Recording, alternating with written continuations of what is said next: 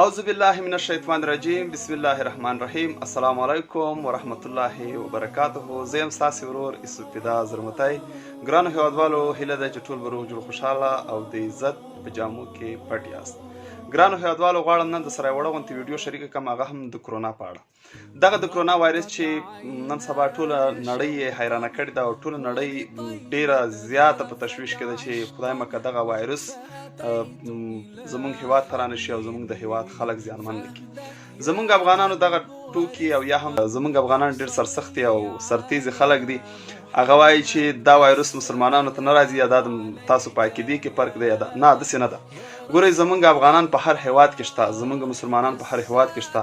یو څوک به د خارج څخه راغلی دا وایرس به یې خدای مکه راوړي، یو څوک به په خارج کې ژوند کوي خپل کور ته به راغلی، یو څوک به له بهر څخه راغلی.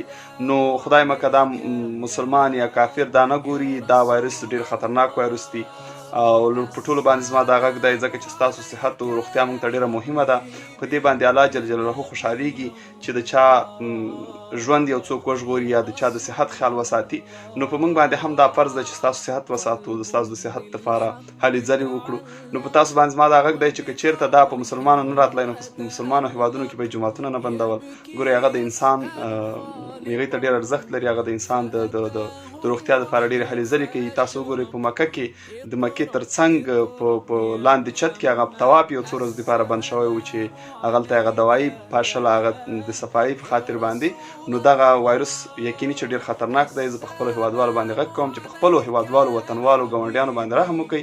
په نن سبا وخت کې له دغسې بنډارونو څخه او غیر د ضرورت نه په بازارونو کې یا په دغسې میلو کې ګډون مه کوئ تر څو خدای مکه دغه وایرس تاسو باندې رانشي او دغه وایرس تاسو ته داخل نشي او تاسو د ژوند نه نورو ته خطرونه جوړه نشي یا تاسو ته خطره جوړه نشي.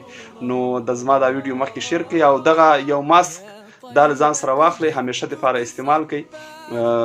که تاسو چېرته وځئ د ضرورت په وخت کې یا چېرته ګرځېږئ یا خدای مکه کوم روغتون ته ځئ یا داسې یو چا سره ملاویږئ نو دا استعمال کړئ. او په هغه وخت کې چې کوم شي ته تاسو لاس وړئ یا دروازې ته یا چېرته کښېنئ یا څه خورئ، هغه لاس بیا خولې یا مخ ته یا پوزې ته مه وړئ.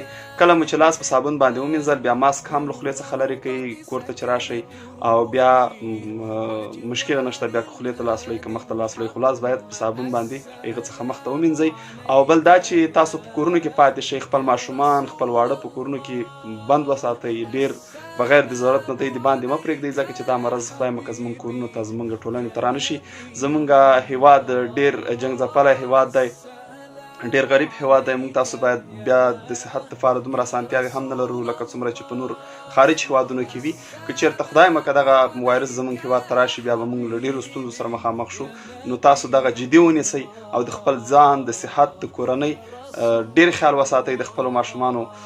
زما د یو افغان په صفت، د یو ځوان په صفت، د یو مسلمان په صفت تاسو ته دغه یو پیغام دی. خدای دې وکړي چې دغه پیغام مخ ته هم د سره شیر کړئ. او هیله ده چې زما په دې خبر باندې څوک خفه شوي هم نه وي.